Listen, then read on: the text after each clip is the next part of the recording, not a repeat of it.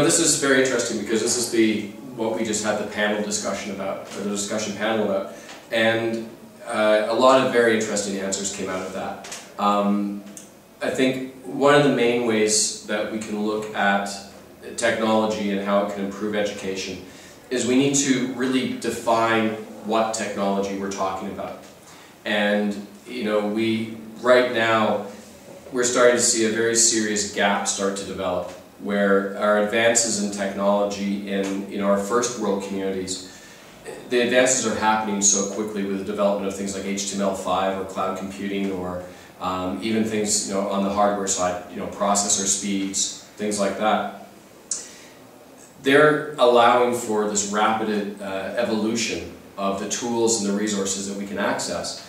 Unfortunately, when we look at, say, a rural community in Guatemala, the technology that we're talking about there, where electricity is still intermittent, how can we start using things like, cell phone technology, not smartphone, but actually cell phone technology, and things like texting? How can we start using radio?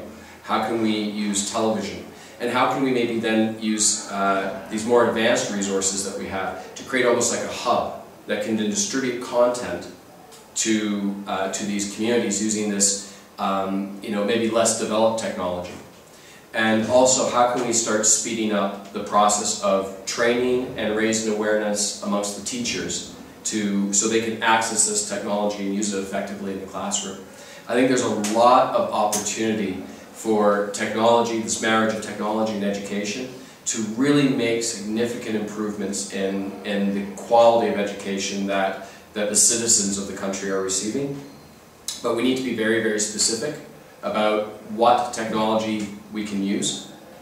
And we also need to see some type of a national level unified mission statement in terms of what direction do we want to go and what will be our goals, what will be our objectives, so that everybody is on the same page. Everyone is aligned in developing the resources, the training, the materials, the content, the curriculum. Everyone is aligned to meet those centralized objectives.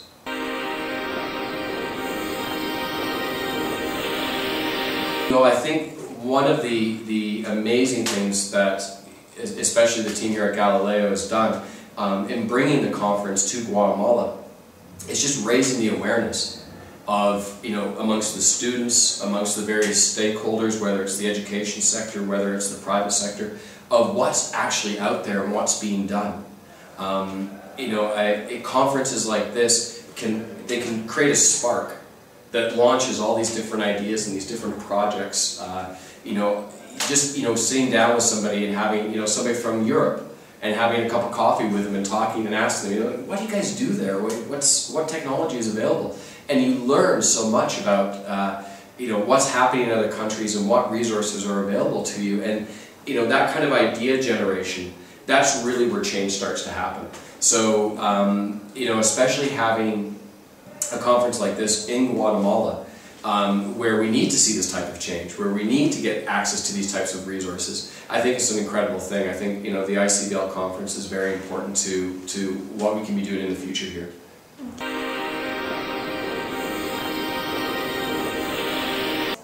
I think they're doing an absolutely amazing job, and especially when you look at the work that's being done by the HES team and the way that their projects and the products that they're creating are being integrated into the rest of the university.